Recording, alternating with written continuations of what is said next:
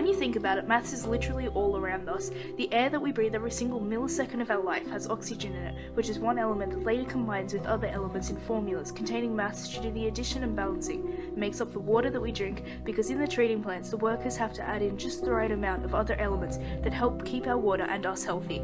But what are some of the choices we make in our everyday life that involve copious amounts of maths? We're about to find out.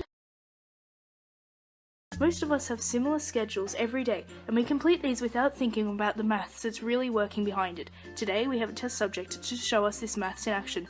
Meet our personal guinea pig, who we will refer to as Billy. To begin the day, it might help to set an alarm clock. While putting this on, we have to calculate how long we need to sleep, what time that means we will wake up, and what time we'll have to go to bed in the first place. Billy will now give us a demonstration of this. Tomorrow, Billy has school.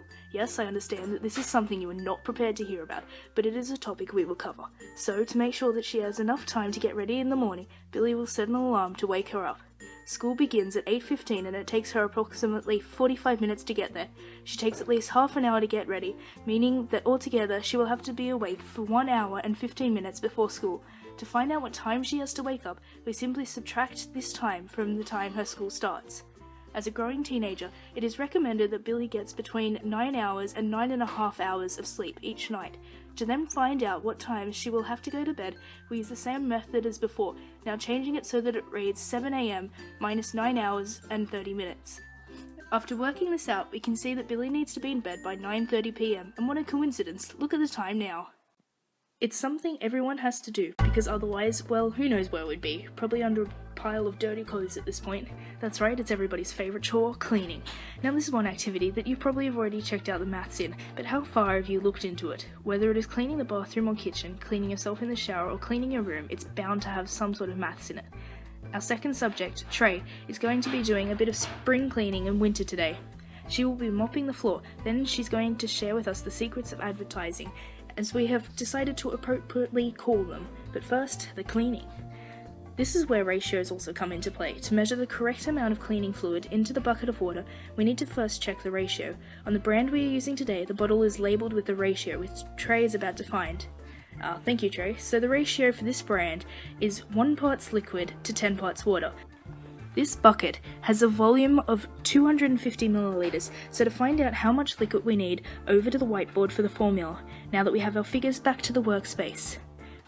Trey will measure 25 milliliters of cleaning fluid now, and tip it into the water. That's it, now time to clean. Top tip to Trey. When you go shopping, you will notice that for one type of product, there will be many different brands, but how do the companies make you choose theirs? You might see the label 80% of people prefer our shampoo to any other, and while this might be a true factor, it doesn't tell us much about who those people were.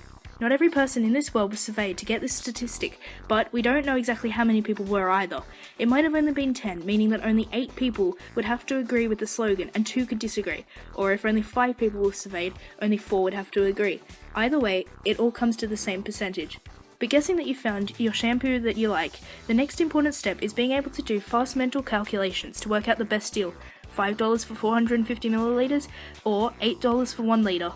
Thanks, Trey. I highly doubt that at a meal you are going to eat BODMAS burgers or subtraction sundaes, but if you have, then that's some impressive cooking right there.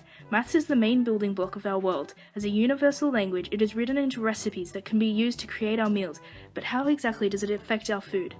Tonight, Billy is going to try out a new restaurant. Let's check the whiteboard to see what's on offer. The prices next to the dishes reflect what is going on behind the scenes of the restaurant.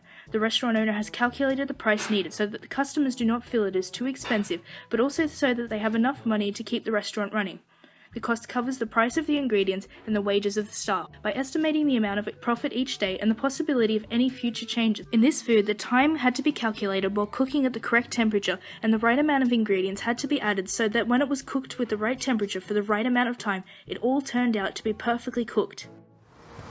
There's too much maths. It's a maths overload. They're coming for me.